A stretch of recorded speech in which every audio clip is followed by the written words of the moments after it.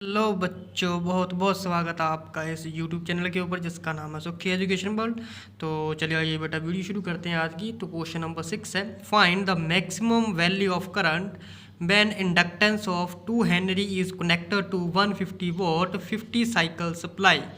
कह रहा है कि मैक्सिमम वैल्यू जो है करंट की वो फाइंड आउट करो जब इंडक्टेंस जो है 2 हेनरी होगा और उससे कनेक्टेड किया जाएगा 150 वोल्ट में और 50 साइकिल जो है वो सप्लाई किया जाए। ठीक है जी, मैंने फाइंड आउट करनी है मैक्सिमम वैल्यू करंट की क्या होती है। ठीक है जी, तो चलिए बेटा इसका सोल्यूशन देख लेते हैं। तो सबसे पहले इंडक्टेंस दे रखी है बेटा X L is equal to ये दे रखा है एल ओमेगा के बराबर होता है बेटा। ठीक है जी, जो कि होता है एल मल्टीप्लाई बाय 2 ओमेगा की वैल्यू होती है पाई न्यू के बराबर। ठीक है जी, तो अब यहाँ से वैल्यू निकाल लेंगे बेटा। एल की वैल्यू कितनी है 2 है, मल्टीप्लाई बाय 2 मल्टीप्लाई पाई की वैल्यू 3.14 होती है और मल्टीप्लाई बाय फ्रिक्वेंसी दे रखी है बेटा 50, क्योंकि 50 साइकिल बोला है तो फ्रिक्वेंसी दे रखी है बेटा 50। ठीक है जी, तो ये मल्टीप्लाई करके आ जाएगा यहाँ पर बेटा 628 ओम।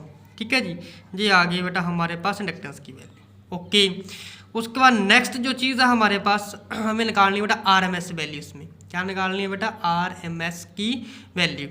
तो आर एम एस वैल्यू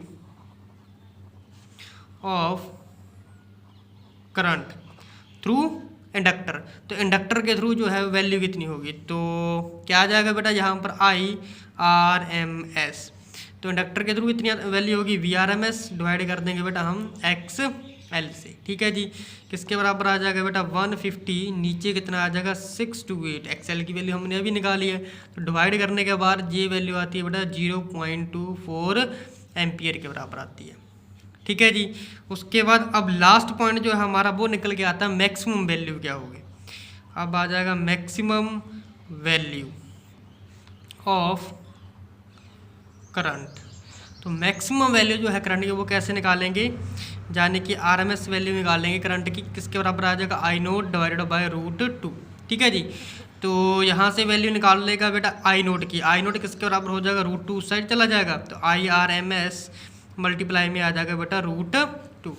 अब वैल्यू निकाल लेंगे आई आर एम एस की वैल्यू कितनी क्या 0.24 मल्टीप्लाई बाय √2 की वैल्यू होती है बेटा 1.414। तो मल्टीप्लाई करने के बाद ये आ जाएगा 0.339 एम्पियर। ठीक है जी, तो इतनी वैल्यू आ जाएगी मैक्सिमम करंट की। तो ज़्यादा कुछ नहीं, ओनली फॉर्मूलाज के ऊपर डिपेंड है जो क्वेश्चन। ठीक है जी, तो चलते हैं हम अपन नेक्स्ट क्वेश्चन के ऊपर। नेक्स्ट क्वेश्चन है बेटा what should be the frequency of alternating 200 volt so as to pass a maximum current of 0.9 ampere through an inductance of 1 henry। कह रहा है कि what should be the frequency of alternative 200 volt source। तो कह रहा है कि क्या फ्रिक्वेंसी होगी बेटा अल्टरनेटिव 200 वोल्ट की जैसे ही पास हो मैक्सिमम करंट, उसमें से कितना 0.9 एम्पियर, किसमें से इंडक्टेंस में से, जिसकी वैल्यू कितनी है बेटा 1 हेनरी। ठीक है जी, वैल्यू कितनी है उसकी 1 हेनरी की। ठीक है जी, तो आइए इसका भी सोल्यूशन देख लेते हैं फटाफट। तो सबसे पहले बेटा आई नोट किसके बराबर होता है बेटा ई नोट, नीचे आ जाएगा बेटा एक्स एल, ये फॉर्मूला है बेटा। ठीक है जी, तो ई नोट एक्स एल की वैल्यू कितनी होती है बेटा एल ओमेगा के बराबर होती है। तो ई नोट की वैल्यू क्या होती है बेटा, वो होती है √2 वी आर एम एस, नीचे एल एज इट इज़ आ जाएगा, ओमेगा को चेंज कर लेंगे फ्रिक्वेंसी में 2 पाई न्यू, फ्रिक्वेंसी की फॉर्म में चेंज कर लिया। अब जहाँ से बेटा हम न्यू की वैल्यू निकाल लेंगे, तो न्यू की वैल्यू किसके बराबर आ जाएगी, तो एल 2 पाई जो है आई नोट के साथ मल्टीप्लाई में चला जाएगा, है ना जी, आई नोट इस साइड जा जाएगा सिंपली।